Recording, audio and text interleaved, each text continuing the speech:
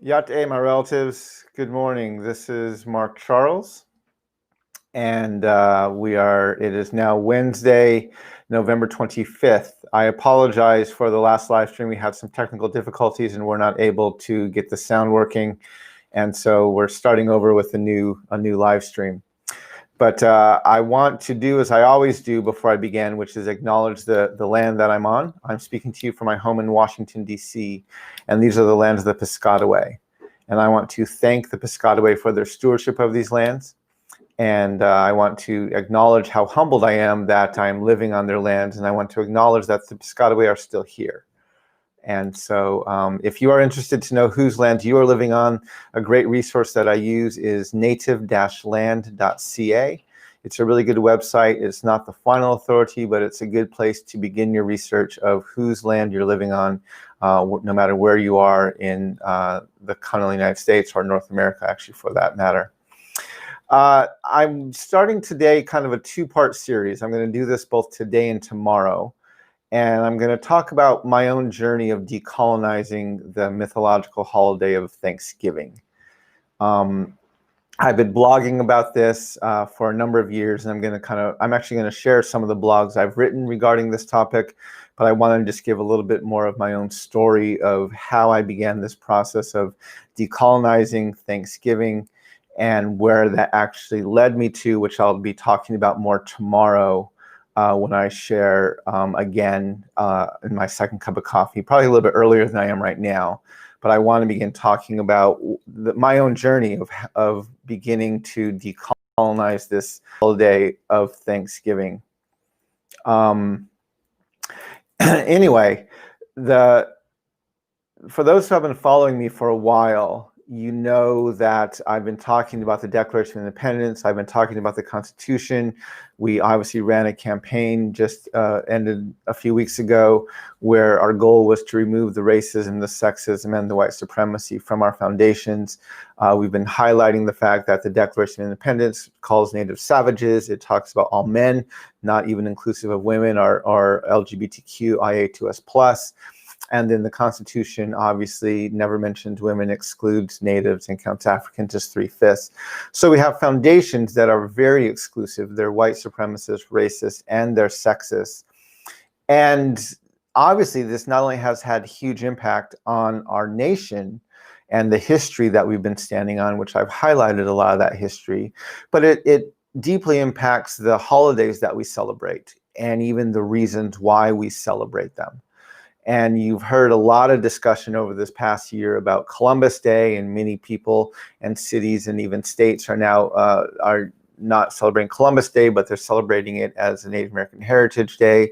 But the holiday of Thanksgiving has always been a bit more troubling, right? Because it's about giving thanks, and what can be negative about giving thanks.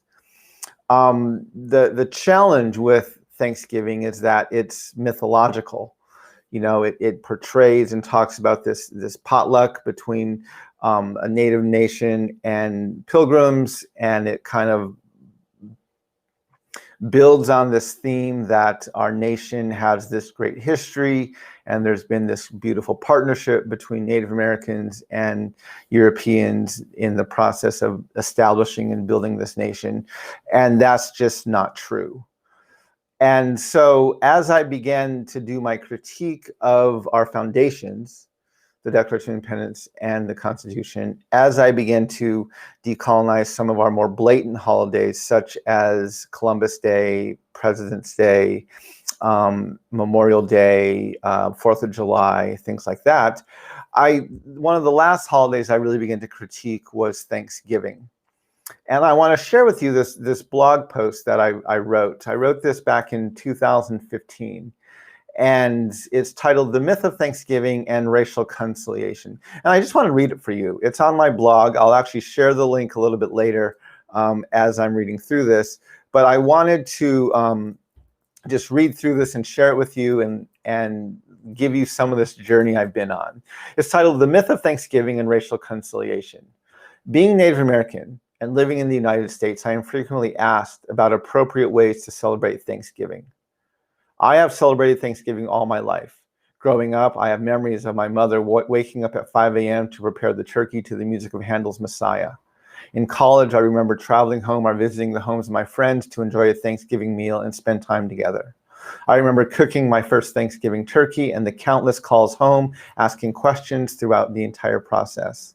And I remember many Thanksgiving feasts celebrated on the Navajo Reservation with friends, family, and neighbors over the past decade. What I don't remember is the myth. Throughout the years, there were few, if any, references to the mythological potlucks celebrated by Native Americans and Pilgrims back in the good old days. When your Thanksgiving table is shared with survivors of boarding schools, of Indian boarding schools, when nearby canyons, peaks, and streets are named after Army officers like Kit Carson, who committed genocidal acts of war so the U.S. could achieve its manifest destiny of ruling this land from sea to shining sea, when you are aware of the founding documents of the United States that dehumanize your people as savages, the myth of Thanksgiving is exposed for the lie that it is. As a Native man, I love the idea of setting aside a day for giving thanks. I love the time off work to spend time with family and friends. I love pumpkin pie, turkey, and mashed potatoes. I love a good football game, and I love the days of turkey sandwiches, soups, and casseroles made from leftovers. But I hate the myth. And I don't like the idea of a perfectly good holiday being co-opted to appease white guilt, which, when it comes right down to it, is exactly what the myth of Thanksgiving is all about, appeasing white guilt. The myth of Thanksgiving fabricates a memory of the good old days when natives and European colonists harmoniously got along. The myth of Thanksgiving forgets the words of Christopher Columbus, who announced back in 1492 that by the grace of God and in the name of Her Majesty Queen Isabella, I am taking possession of these lands. The myth of Thanksgiving helps a nation of immigrants forget that the American dream is predicated upon an empty continent and free labor. The myth of Thanksgiving helps a colonial nation forget that the very land titles for the houses they live in are based on a legal fiction, a doctrine, and a church doctrine where the racist colonial concept of discovery that assumes the dehumanization of Native peoples. The myth of Thanksgiving helps a nation that stakes its reputation on freedom and equality for all to forget that the founding fathers actually had an extremely narrow definition of who was and who was not human. The myth of Thanksgiving is why we call it racial reconciliation, when in actuality, the healing our country needs would be better termed as racial conciliation. For when you understand this history, you realize that we are not restoring or rebuilding previous harmonious relationships. We are settling disputes, dealing with injustices, and maybe just paving the way for the initial building of healthy relationships. We can have Thanksgiving without the myth. We can give thanks without fabricating a memory. We can take time to sincerely say thank you, but it won't be easy because giving thanks requires being honest and vulnerable, and that is difficult to do for a nation in deep denial of its own unjust history. So I would like to suggest a starting point, an analogy that debunks the myth of Thanksgiving and instead initiates a conversation, hopefully moving our country towards racial conciliation. Being Native American and living in the United States, it feels like our Native communities are an old grandmother who has a very large and very beautiful house. And years ago, some people came into our house and they locked us upstairs in the bedroom. Today, our house is full of people. They're sitting on our furniture. They're eating our food. They're having a party inside our house.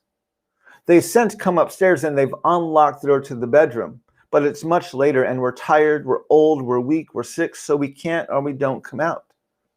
But the thing that hurts the most, the thing that causes the most pain is that virtually nobody from this party ever comes upstairs, seeks out the grandmother in the bedroom, sits down next to her on the bed, takes her hand, and simply says, "Ahiya, thank you. Thank you for letting us be in your house." Tomorrow, on Thanksgiving Day, in the morning, probably a bit earlier, around 10 or 11 a.m. Eastern Time, I will share part 2 of this second cup of coffee. And I will talk about some more learning I've done, some more reflection I've done, and what I actually concluded needs to be done in order to decolonize this mythological holiday we call Thanksgiving. I know we love an opportunity to come together and gather with friends and family. I know it seems very innocent to gather for the sake of giving thanks.